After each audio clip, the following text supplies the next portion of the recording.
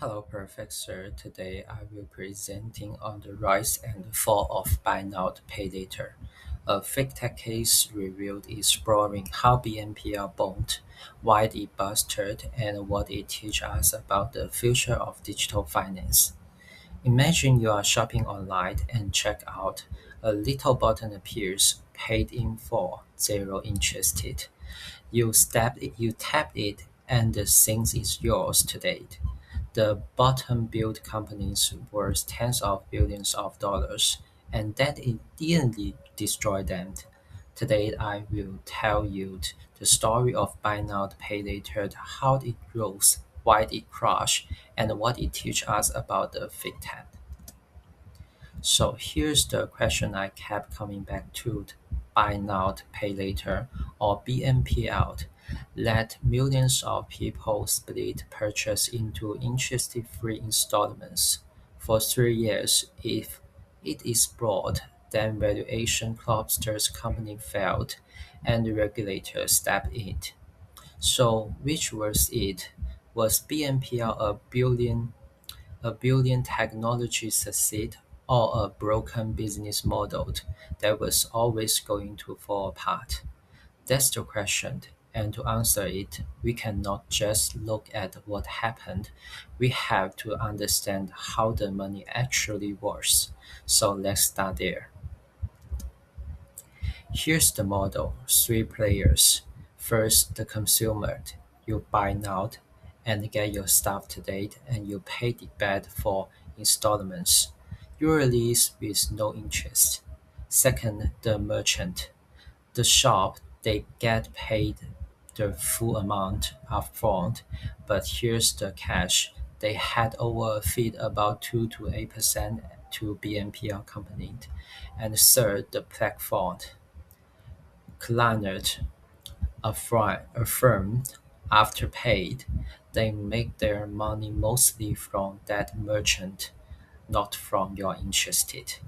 Now stop and notice some things. The consumer pays no interest, so where does the profit come from? The merchant. As we will see, that's exactly where the fragility hides. To really get it, comparing BNPL to credit card. A credit card makes money when you carry a balance and paid interest. BNPL flips that. It makes money from the merchant and it lends to you at zero interest, means it needs cheap fundings to survive. Approval is almost instant. Just a soft credit check. The average purchase is small, around $135 versus 2000 for a card.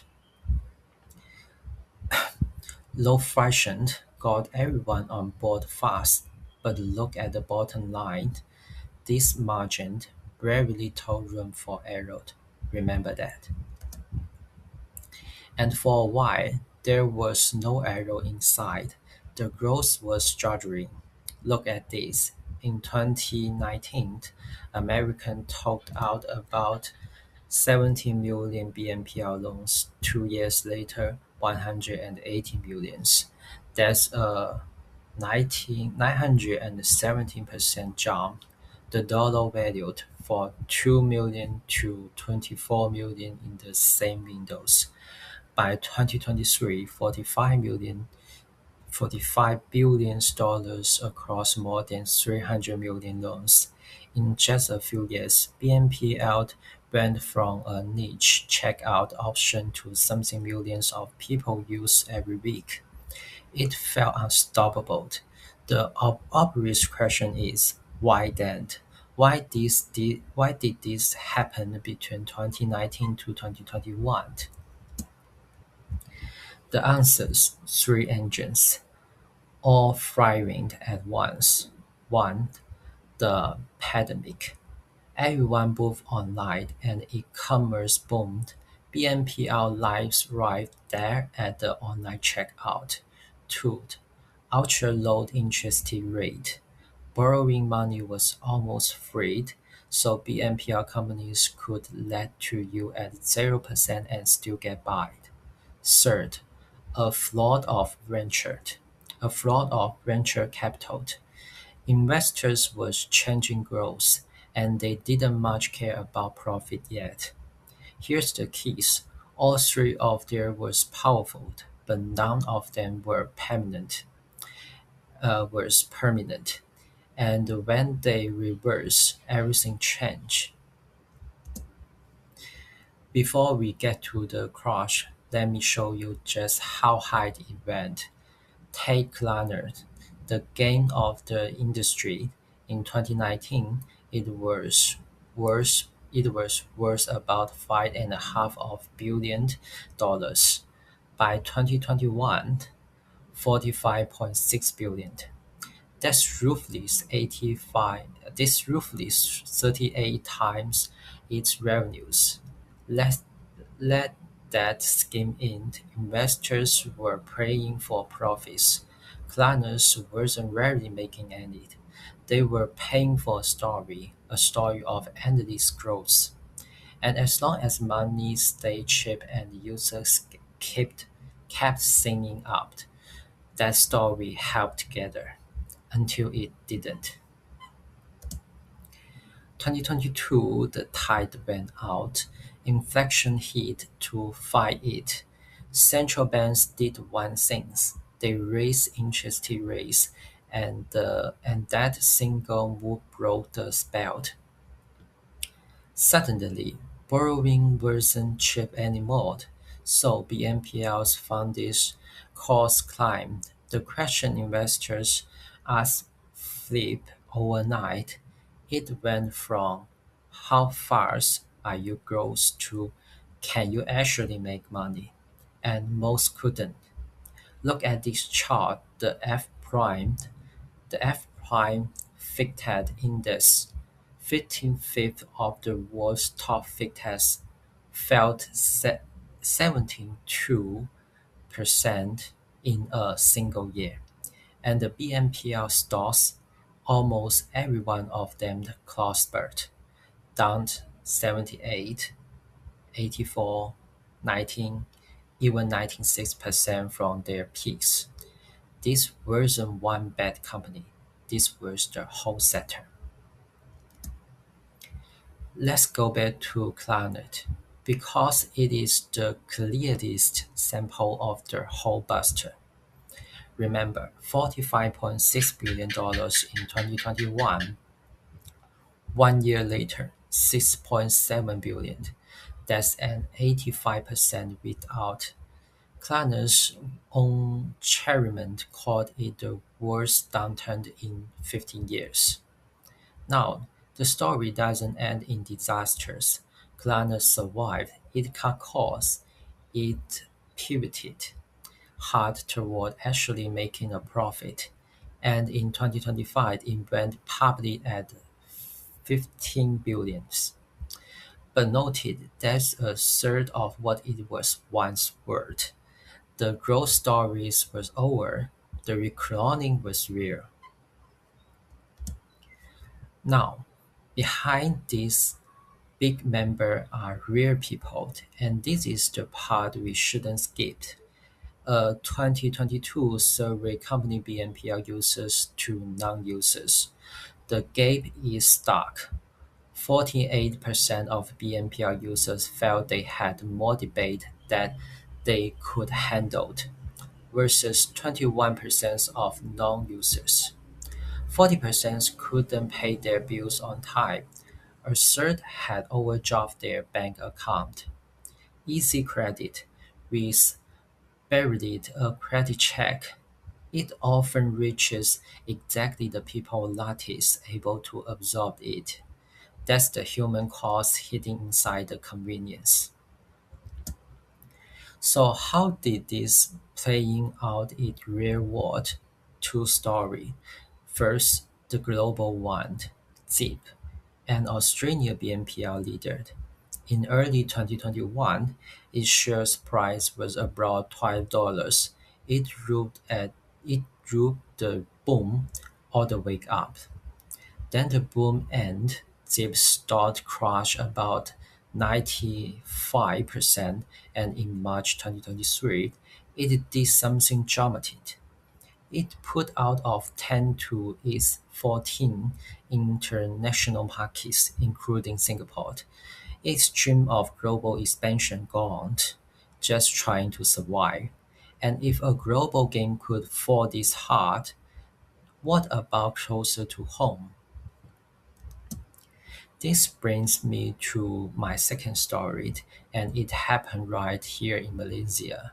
IU Paid, a Malaysia-focused BNPL company, listed in Australia, worth around 130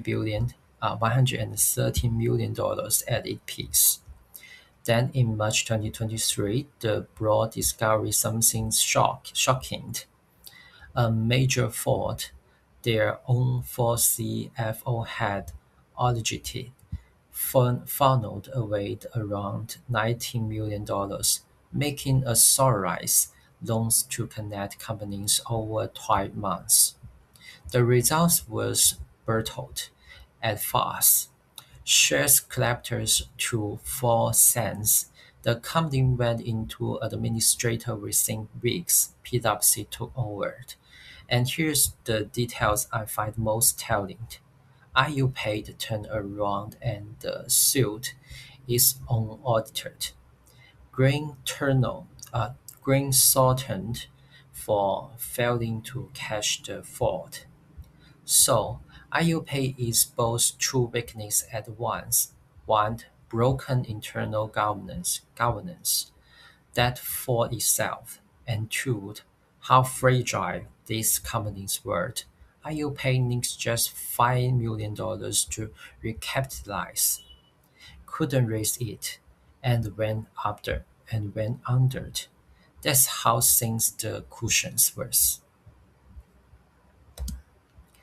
So we will see a lot go wrong, the crash and that Ford case and that Ford case. So you might be wondering, did anyone actually do anything about it? Turns out, yes. The root markers finally shook up. In the US, regulators basically said, okay, if BNPL works like credit, it has to follow the same rules as credit cards. That happened in 2024. And here in Malaysia, the government passed a new law in 2025 to keep an eye on BNPL companies. And the cool part, look at the data. Even as people kept using BNPL more and more, the sharing of users falling behind on payment actually dropped from 5.8% down to 2.6%.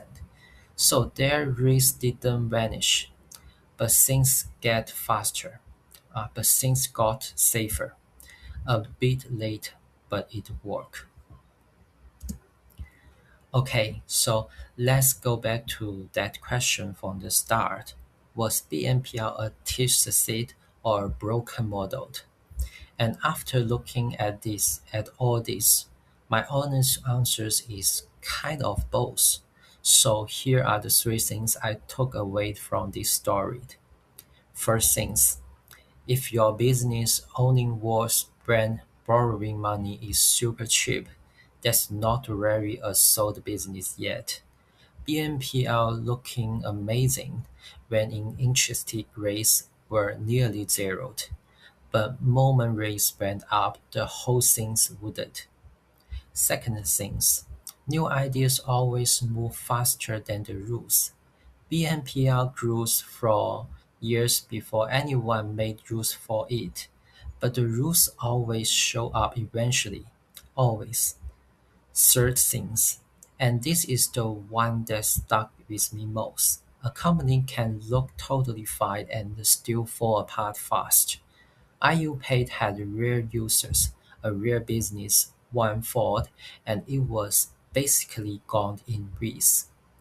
So did BNPL fall? Honestly, no, it survived, but it had to grow up first, stop cashing crazy growth, start actually making money, and paid by the rules. That little paid in full button is still there at checkout. It is just a lot more honest, not about what it really is. That's all. Thank you.